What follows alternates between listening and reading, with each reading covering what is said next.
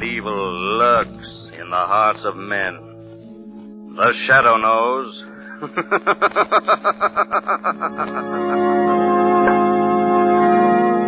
Once again, your neighborhood blue coal dealer brings you the thrilling adventures of the Shadow, the hard and relentless fight of one man against the forces of evil. These dramatizations are designed to demonstrate forcibly to old and young alike that crime does not pay.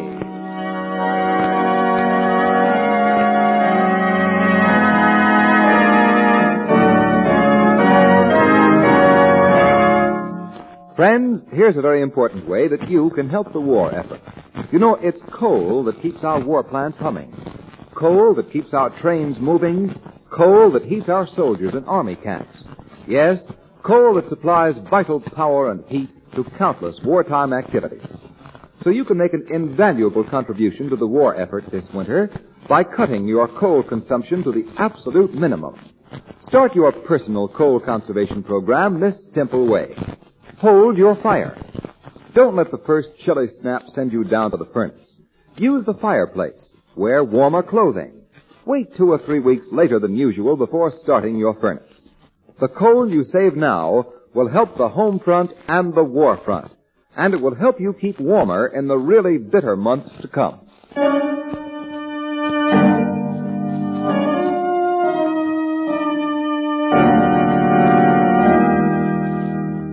The Shadow, mysterious character who aids the forces of law and order, is in reality Lamont Cranston, wealthy young man about town.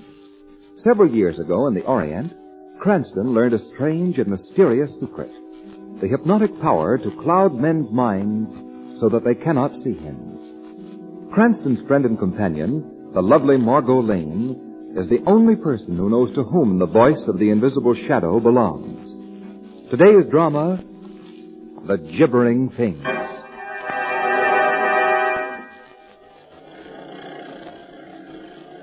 Well, nature puts on quite an autumn show up here, Margo. Yes, doesn't it, Lamont? Yeah. All New Hampshire's pretty country at any season, folks. Are we nearly at our destination, driver? Almost. About a mile and a half more, and we'll be at the Haunted Woods. Huh? Haunted Woods? Yes, sir. The place you've hired me to drive you to is just this side of them. Oh, Aunt Susan never told me that she lived near any haunted woods, Lamont. Miss Susan Prentice, your aunt, ma'am? Yes, Mr. Cranston and I are going to spend the weekend with her. Oh, that'll be a fine rest for you. Well, those haunted woods don't sound quiet or restful. Well, they won't bother you none. Leastwise, I've never been bothered in them. Neither was your aunt, or Professor Sigoff, who lives smack in the center of them. Why are they called the Haunted Woods? Well, it's said that quite a few fellas have gone into them woods and completely disappeared. There was 2 lumberjacks and 4 or 5 harvest hands. Shucks, I figure they simply walked into the woods on one side and out the other. Your logic is spoiling a nice mystery, driver. Oh, I figured a natural explanation for the gibbering things, too. The gibbering things? Ever so often, the doggonedest noise is heard from them woods. A funny, squeaking, chattering kind of noise. Don't sound like it was made by either man or beast. The folks say it's made by things. You figured that it's not made by things? Mister, that gibbering noise is made by monkeys. Monkeys? In New Hampshire. Yeah, Professor Sigoff's got a couple at his place that he's brought up from South America. I admit I don't know how their squeaky little voices can be heard so far away from the professor's house, but them monkeys is the only natural explanation. Are those the haunted woods ahead of us now? Yes, that's them. Heavens. What's that? Something screamed in those woods. Yes, that was just an old screech owl. There it is again. Well, screech owls don't make their home this far north. They must have been brought up here like the monkeys you mentioned. That's right. It's another pet of Professor Sigoff. Here's Miss Prentice's place. Oh, Lamont, what a lovely little house. I'll get your luggage out the back. Here, let me help you, Margo. Thank you. Step directly on these flagstones. Ground's pretty wet. We had some thunderstorm today. Started early this morning and pulled down telephone wires and raised all kinds of nests. That's so? Really? Yeah. Why, I'd like to wait and say howdy to Miss Prentice, but as long as I'm out this way, I want to drop off a package at Professor Sigoff. Getting late, and I'd like to be in and out of them woods before dark. Not because of the gibbering things. Well, shucks, no. Just that the road through there is pretty terrible. A fellow wants daylight to get over it. I'll stop off on my way back from the professor's, see if your aunt wants anything fetched from the village, my next trip. So long. So long. You never told me your aunt was deaf, Margo. Deaf? Well, she isn't. Well, she can't be at home then after this noisy arrival in front of the door. But it is funny that she hasn't... Aunt Susan! Aunt Sue! You sure she expected us today? Oh, of course. Oh, the door's unlocked. Let's go in, Lamont. She must have stepped out for a moment. For a long moment. Let's have a look around. You take a peek at the kitchen. All right. Everything here's tidy, shipshape, and deserted. Well, the kitchen door's been left unlocked. Well, evidently your aunt didn't intend to be gone very long. Well, what do you suppose has happened to her? Oh, chances are your aunt left here this morning to pay a brief call to some neighbors, and she was forced to stay there by the storm. I was beginning to think Aunt Sue had been swallowed by those gibbering things in the haunted woods. We have Mr. Doremus' assurance those gibbering things are vastly overrated. What's that? Oh, listen. It's the gibbering from those woods. It's from deep in the woods. Doesn't sound like the chattering of any monkey that I've ever heard. Lamont! Could that be the screech owl again? That cry sounded human. It's like a scream of mortal terror.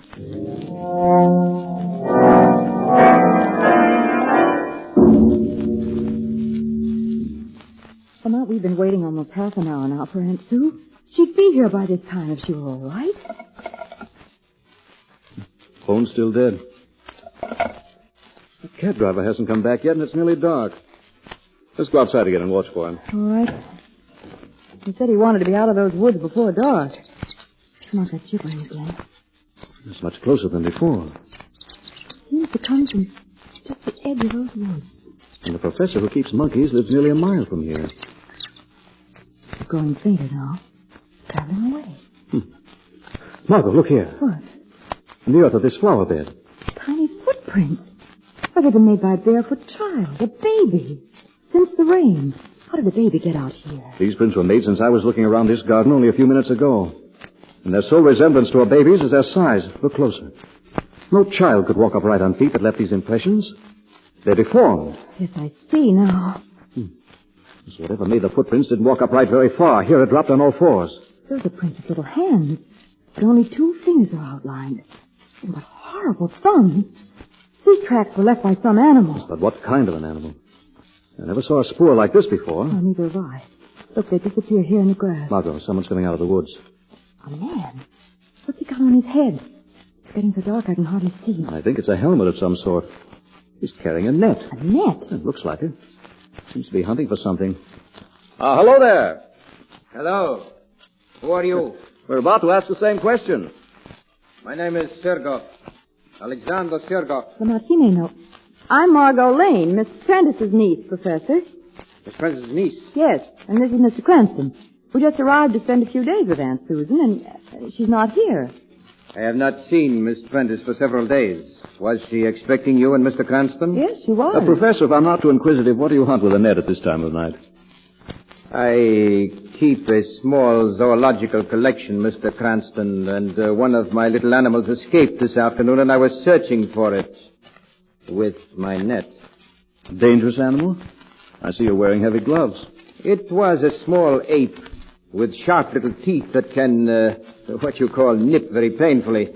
Perhaps you heard it chattering in the woods a while ago. We heard something gibbering in there. That was my little pet. Is it malformed hands and feet, Professor? Does it leave tracks like this?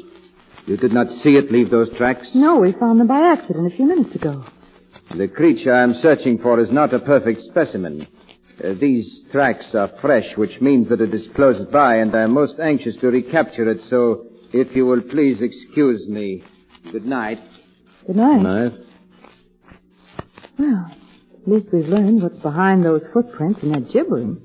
I'm still wondering if that was a screech owl we heard soon after Doremus left his house. What for, Lamont? I'm going to get a gun and flashlight out of my bag and do a little hunting of my own in these woods. But... where's the light switch? Here. Oh, thanks. Lamont, they're gibbering again. It's just outside the house. We know it's only a crippled ape that... Margo, what? That face at the window. Where? Gone now. but it was pressed close against the glass. It had no features, Lamont, except eyes, and a toothless mouth. It was the face of the gibbering thing.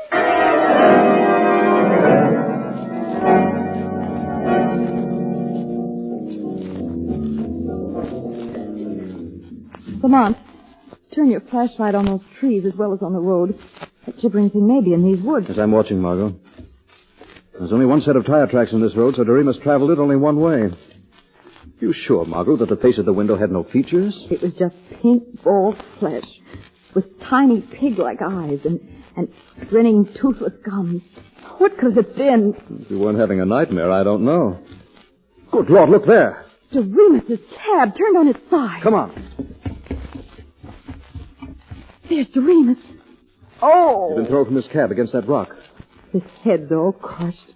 Oh, Lamont. Strange. There's no blood around the wound. No blood. Someone or something has washed it absolutely clean. Look at his throat. Big bruise mark. His fall from the cab didn't do that. No. Looks as though some terrific suction had been applied by something like a giant leech. That thing with the toothless mouth. Lamont, you've got to find out what that gibbering monster is. It may have killed Aunt Sue as well as Doremus. Come on back to your aunt's house. After I see you locked safely inside, Professor Sigoff is going to receive a visit from the Shadow.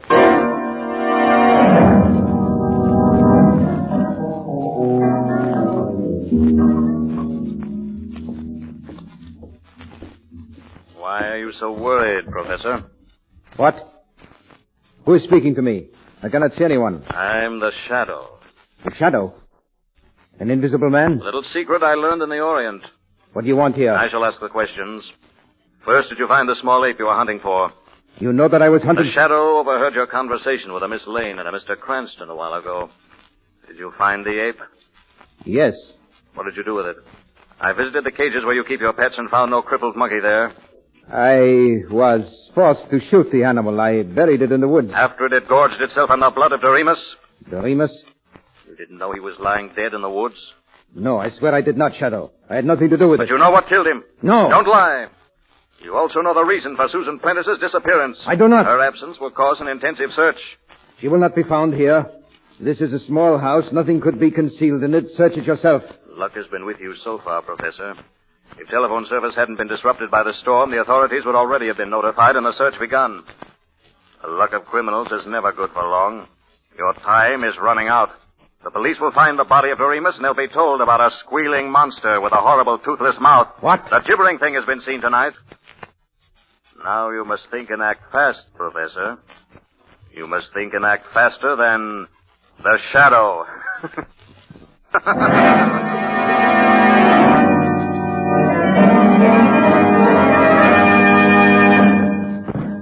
Friends, if you heat your home with coal, listen. Here's some important good news.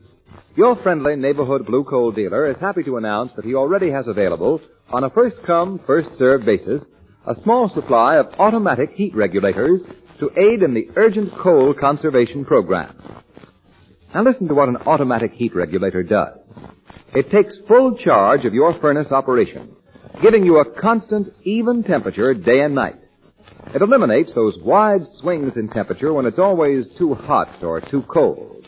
It saves you those incessant trips to the basement when you try to control the temperature yourself. It helps protect your family against winter colds, which many doctors agree result from overheating or unstable temperatures. And most important, it saves coal vital to the war effort and money for you. An automatic heat regulator costs little to begin with and soon pays for itself in fuel savings. Don't wait for the first freeze. There are just a few automatic heat regulators available. So act now.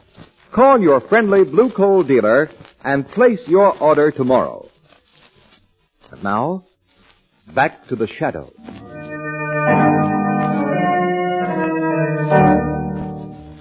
Lamont, did Professor Sigoff tell you anything when you visited him as a Shadow? I didn't expect him to, Margot. The Shadow's purpose was to force Sigoff into some revealing action. I'm confident that he'll make that action before morning, but I'm taking no chances. I'm going to leave you again now and go back into those woods. Why? Professor Sigoff doesn't confine his activities within the limits of his small home. I'm going to discover, if I can, where he carries on his major studies. Let me go with you, No, Lamont. I want you to stay here. Lock yourself in the house and don't leave it. I expect to be gone for some time. Oh. I expect to be gone for some time. Fine. That screech owl. What's that? Back door. Who's there? What do you... Good evening, Miss Lane. Professor Sigoff. When one locks a glass-panel door, the key should never be left in the lock. It is so easy to break the glass, reach inside, and turn the key. Why have you broken in here? I just saw Mr. Cranston go into the woods, and I considered this an excellent opportunity to talk with you alone. That gun. This gun will do you no harm if you're obedient. You and I are going for a little walk, Miss Lane, and you are going quietly.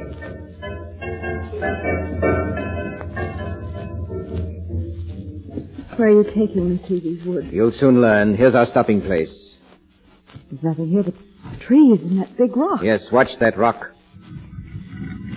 It's swinging out like a door. It is a door to a very secret natural cave below. Ladies first, Miss Lane. I won't go down to that darkness. You need not go in darkness. We have electric light here. Step in, Miss Lane. I wish to close my bulky door. No, I... Do not try my patience. Go. Oh. Now, down these stairs. And you can see my little refuge. Gibbering cries. A little welcome for you. The hideous things that make them are behind that door. Hideous things? So you saw the little creature that escaped tonight? It pressed its awful face against the window.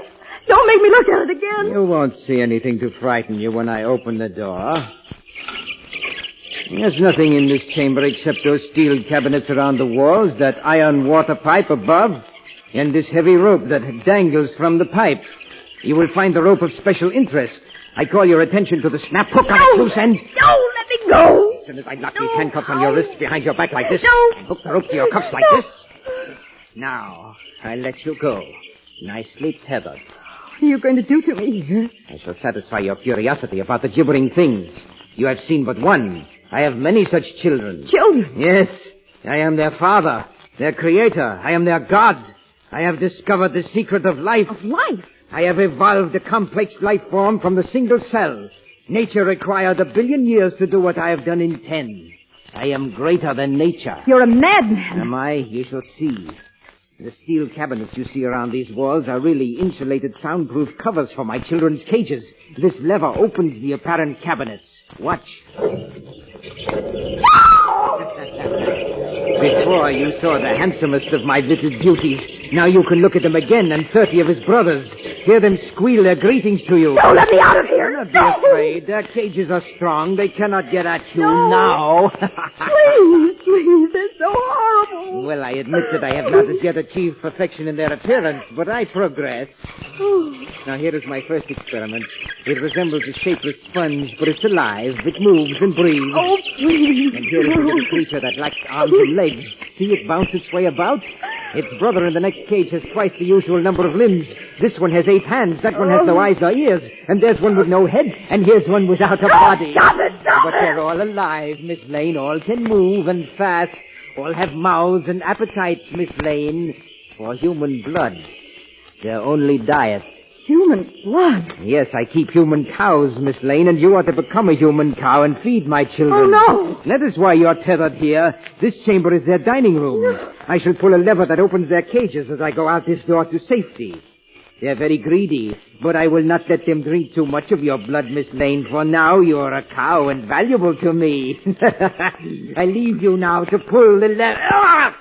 My throat! You feel the shadow's hands upon you, Sigoff. The shadow! Oh. The shadow is a man would like to close his fingers tight about your neck.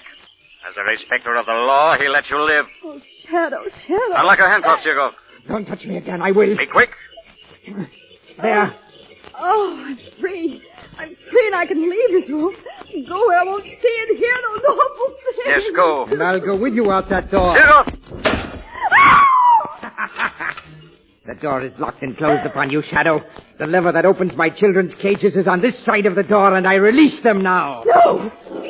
My children do not have to see a man to find him, Shadow. Their greed for blood would lead them to you, and they are to have all your blood, Shadow. You will be dead before this door is opened. Dead!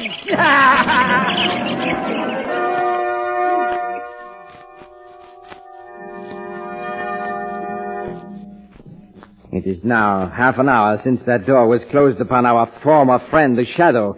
My children have killed strong men within 5 minutes, so I think it is time, Miss Lane, for us to view the remains, which will be visible, I imagine. But first I shall reunite you with your aunt. You have my aunt here? Yes, unfortunately escaped and told me of her intention to notify the authorities. I was forced to add her to my herd of cows. That herd includes the itinerant lumberjacks and harvest hands who have disappeared in the haunted woods. When fools hear their screams of pain, they think they hear my little screech owl. Oh, there's nowhere to catch you. Before I can safely view the dead body of the Shadow, my children must be returned to their cages. And my cows take care of that. Your aunt's stall is behind this door. Aunt Sue! Aunt Sue! I will let her out. Margo! Oh, Margo. What a touching reunion. You shall see a great deal of each other from now on, for you will be stable together. My male cattle are in here. Come out, beasts. And don't forget that I hold the usual loaded revolver. Oh, poor men. Yes, my male cattle aren't as healthy-looking as you and your aunt, Miss Lane, but they have been here a long time. They're walking skeletons. They still manufacture blood. That's all that matters. Fall in line, beasts. You with them, female cattle. No. Fall in line. Oh, come, Margo, come. There's nothing we can do. You're learning fast, Miss Prentice. Now march, all of you, to the feeding room. You ought to have an easy time tonight. My children have been fed and well. You need only pick them up and return them to their cages. Pick up those things? Yes, Miss Lane, and tenderly. Unlock the door. Go in and do as I've told you. Now, you see how tame my cattle are, Miss Lane? You will soon be like them. Hurry in there. Get my pets behind their bars. I'm anxious to come in and pay my last respects. Your children are in their cages, Master. Now we shall see. I thought the Shadow would be visible in death. His mental power is gone, but I do not see him. Can you feel him, Sigoff? Shadow! Yes, I'm not an easy victim, Sigoff. Pick up that gun he dropped, Miss Lane. Something we cannot see has got him. Give Sigoff to us. Be back, you men. I know how you must hate this devil, but I promise you he'll get justice. Now, everyone leave this room. Everyone but Sigoff. Everyone but me. You're going to be left alone here. Alone as you've left the others. No. Do not put those handcuffs on me. Oh, yes. They're locked behind your back. Now. No, not that tether rope. Do not hook me to that. The way you fastened others. Yes, we can do to him what he's done Get out of to us. this room, you men. We're leaving Professor Sigoff with his children. We'll turn the vampires loose on him. No, do not open those cages. Do not turn them loose on me. Please, Shadow, please. You're safe, Sigoff. The cages won't be opened. Did you say, Shadow, that those cages won't be opened? That Sigoff is safe? He's safe from those things he created. That room will be Sigoff's prison until the police arrive to take him to another. Police? Prison. Shadow, you promised us that devil would get justice. He will. But the law must fix his punishment. We've been Sigoff's slaves. His cattle. Those things he made have fastened on our flesh. They drank our blood. We want no police. We want no law. We want no law. They have no punishment to fit that devil's crime. We'll attend to Sigoff. And we are. You men have suffered here, but you're civilized men. You must abide by rules of order, not by instincts of revenge. We're no longer men. We're cattle. Sigoff has made us beasts. And there are many of us, Shadow. You are only one. Keep away from that door. We didn't want to open the door, Shadow. We only wanted to lock it. And we have locked it. We have the key. Pull the lever that opens those cages. No. You're too late, Shadow. Listen. Sigoff's children move fast. They've already reached their father. We've given Sigoff the justice he deserves.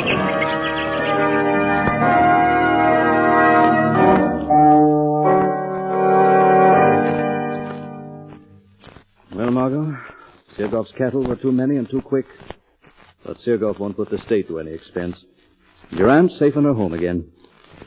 And his children... Those men just trampled them after you finally forced that door. And I'm not sorry things happened as they did. Sigoff was going to turn those gibbering things loose on me. Well, he did turn them loose on the shadow. Lamont, you haven't told me why the shadow wasn't killed by those monsters. Well, Sigoff made a serious mistake. When he left other victims in that room, their hands had been secured behind their backs and fastened to the tether rope. The shadow was free. One end of the tether rope was attached to an iron pipe near the ceiling. Well, he took a moment to loop the other end with its heavy hook over the pipe and fasten it. And seated in that swing, the shadow was well above the reach of the little vampires. Oh, when you were locked in that room, I was sure it meant your death. Well, one can never be sure of anything, Margo. You know, when I was invited to your Aunt Susan's, as I recall, I promised myself a quiet, restful weekend. Yes, I remember.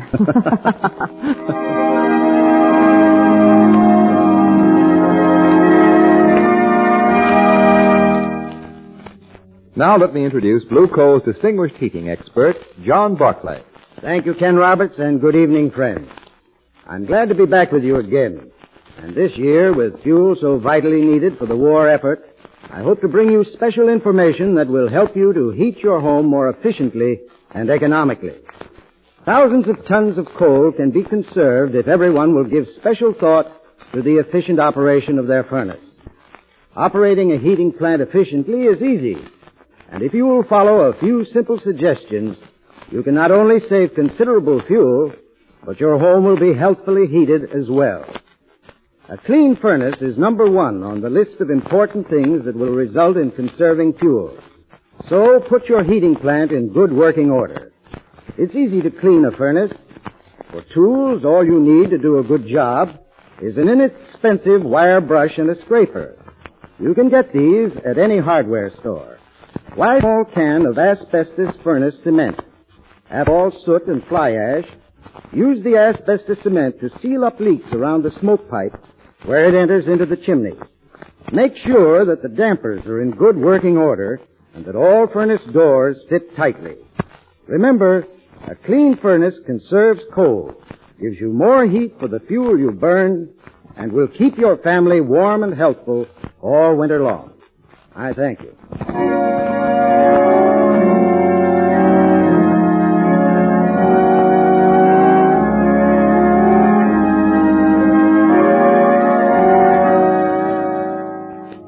The Shadow program is based on a story copyrighted by Street & Smith Publications. The characters, names, places, and plot are fictitious. Any similarity to persons living or dead is purely coincidental. Again next week, the Shadow will demonstrate that the weed of crime bears bitter fruit. Crime does not pay. The Shadow knows.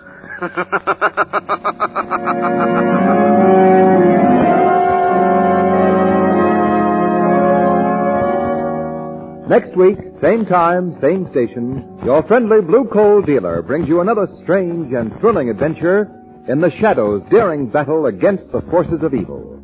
Be sure to listen. This is Ken Roberts saying, keep the home fires burning with Blue Coal.